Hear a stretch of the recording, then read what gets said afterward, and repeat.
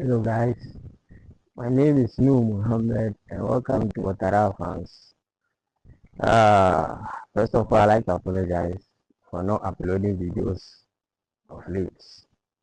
This year, I promise to give you back to back. I'm going to farm and then bring an educative video for all of you to watch. Yes, I'd like to thank all my subscribers, especially those that called to check out why I've not been uploading videos. Thank you so much for your support. I'd like to thank all those that support me financially. Yes, Mr. Joseph. He was in Japan, but he's back in Ghana. When he came, he tried to visit my farm, my place, my ghetto farm, to know how I am, and even bought some rabbit for me. God bless you, Mr. Joseph, for your support. Yesterday we even spoke. Um, to Mr. Nanache, Holland, um, my friend Mr. Joseph, another Joseph again. I don't know whether I've mistaken the name. It's in UK. It's a Nigerian. Yes, so thank you all of you. Victoria, I don't forget you. Thank you so much. Bernard, thank you. Okay, guys. Today I would like to talk about cattle farming. This is 2026, and I know most of you want to invest your money wisely and you want to go into cattle farming, but you don't know how and then when to start, how to go about it. In this video, I would like to tell or show you the parts. Let's say you have spreaded, let's say three areas you can tackle when you want to go into cattle farming. That's the breeding aspect, and then the fattening, and then the buying and selling aspect. These three parts, which I didn't know when I was going into farming. I just jumped and went and bought small animals that are taking time on this farm. So, but my intention is to go for fattening. But in the case, they are here, and I'm still working hard to push them out, but not now. Yes. So know where you want, know where you stand, know where you are going to. So first of all, I would like to start with the building aspect. You know, the building aspect, that's the long, that's the long term. That's a very long term. And that one, you need a very vast land.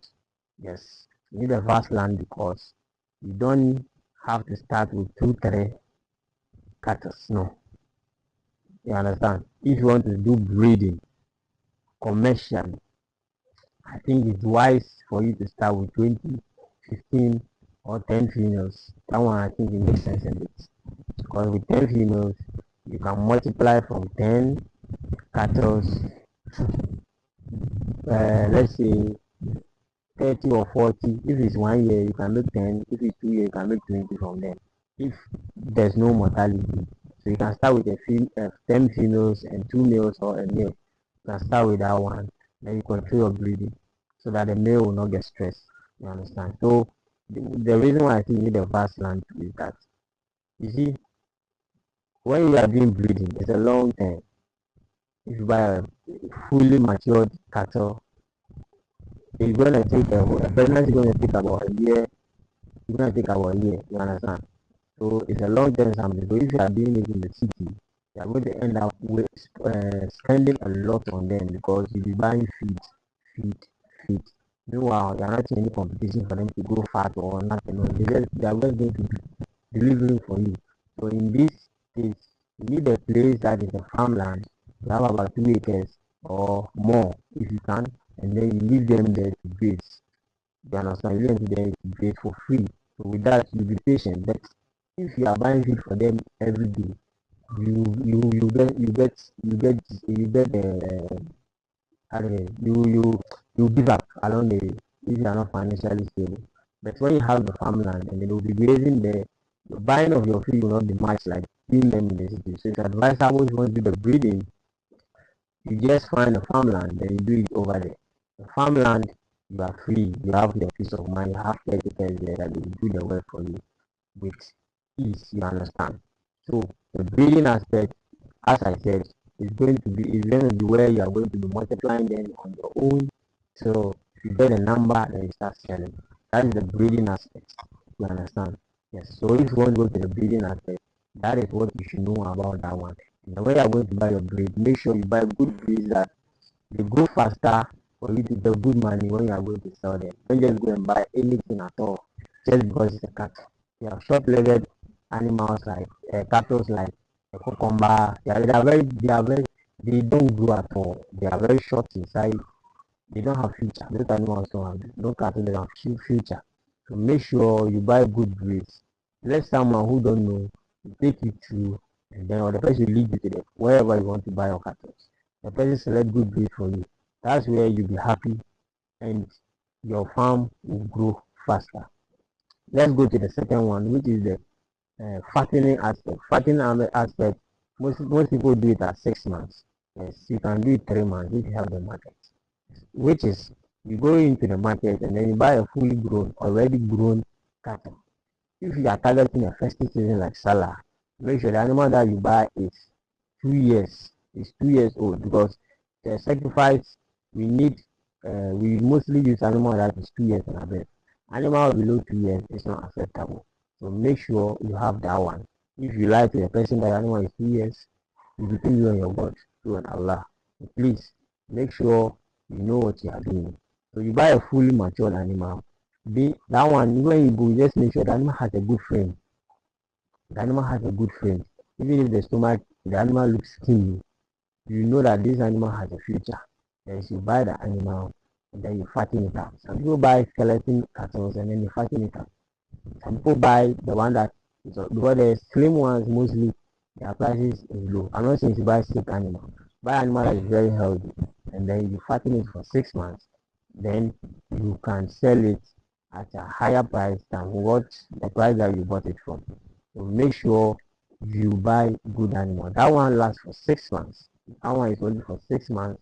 And then you can choose to do 3 months depending on how you are going to treat that animal so that for you to sell and get your profit and go and buy another one to replace them and then you continue like that. So every 6 months you know you're harvesting. That is how the fattening aspect is. So guys, let's go to the last one, which is the buying and selling. The buying and selling is the quickest. Is the quickest. Within a week, you can sell and then get your money and then go buy another one in the slaughter. And this is how it goes. It has two folds. You have the selling, buying and selling is life, and then buying and selling it as meat. These two aspects. That is what most butchers practice. They buy the cattle and then they slaughter and then they sell it out. But you can also do that. Let's say you buy the animal, then you slaughter. You have the butchers around that will come and buy from you because some butchers don't have the money to buy full cattle. So mostly they buy like 20 kilos, 30 kilos from you that you have slaughtered it. Then they go and sell it. So let's say if it's the market price is 50 cedis, you sell it at 45 for them. Then they buy it and go and sell it. Those upcoming butchers that don't have money to buy the mature one, that's what they do. To buy full cattle, that's what they do. And then they buy from you and then they go and resell it.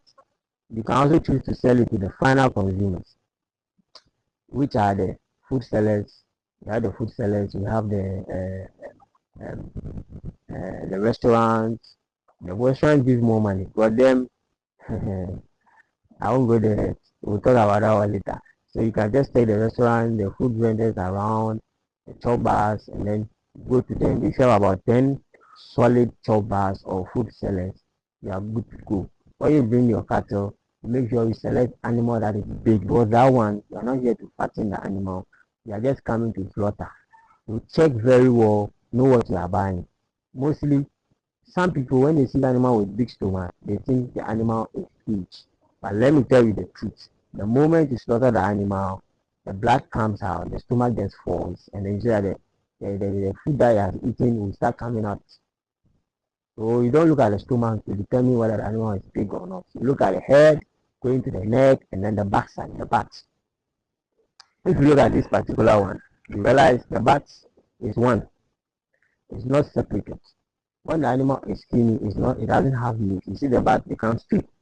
The backside becomes two. There's a separation between the two. That's you see that the stomach, the backside is bony, is skinny. This meat, you understand? That's meat. So that one, you know that this animal has meat. You look at the neck, the neck coming down. Hey, gentle. from the neck, come here. Alright, look at from the neck like this. Look at those sides too. You understand? Then check some features too, then you know that this animal has teeth. Don't look at the stomach, don't focus on the stomach.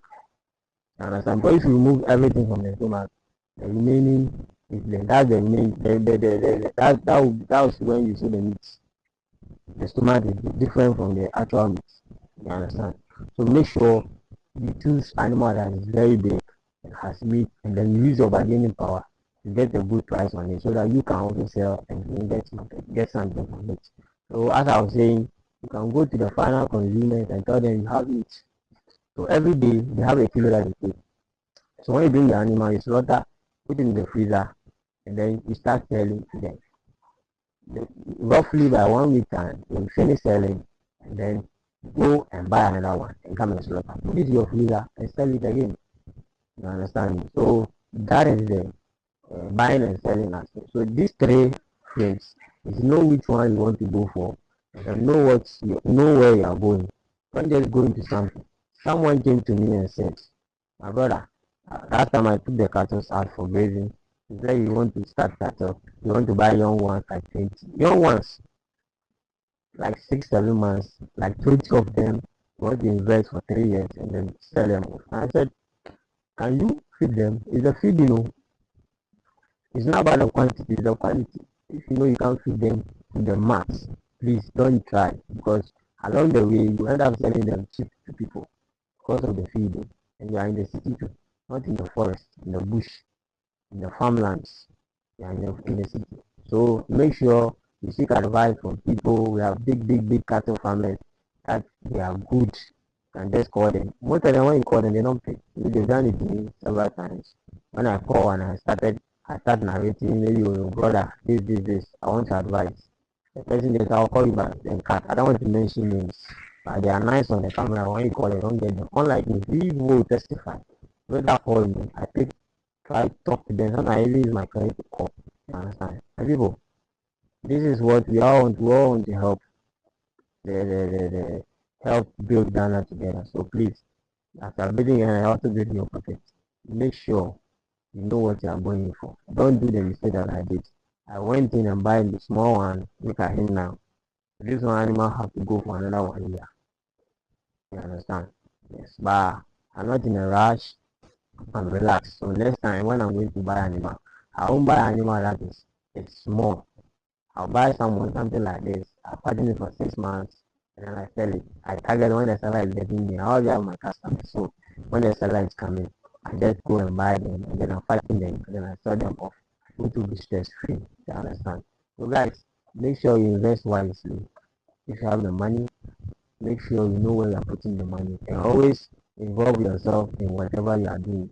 It's your money. If you don't involve yourself, you are going to mess it up. You know how you suffer for getting your money.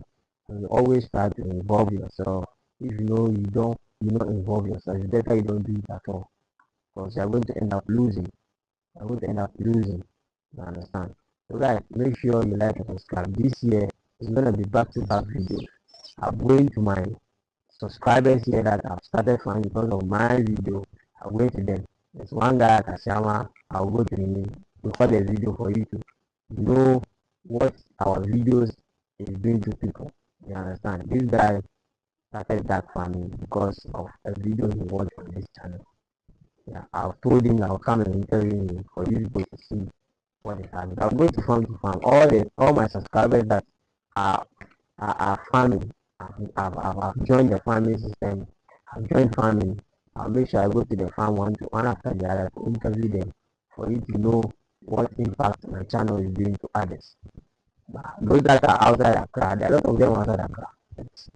I'll try to see whether I can go to them. So guys, please make sure you like and subscribe. Hit the notification bell so that anytime I upload a video, you'll be notified to be the first one so that we all learn together. You understand? If you want to support the channel, my number is there. You can call to support. All those that support me financially, God will bless you for sticking to this channel.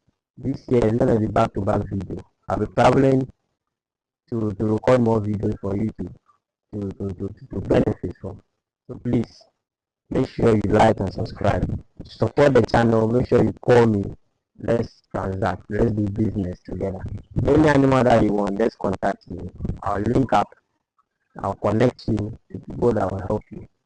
If I don't have, I'll connect you. Please make sure you like and subscribe.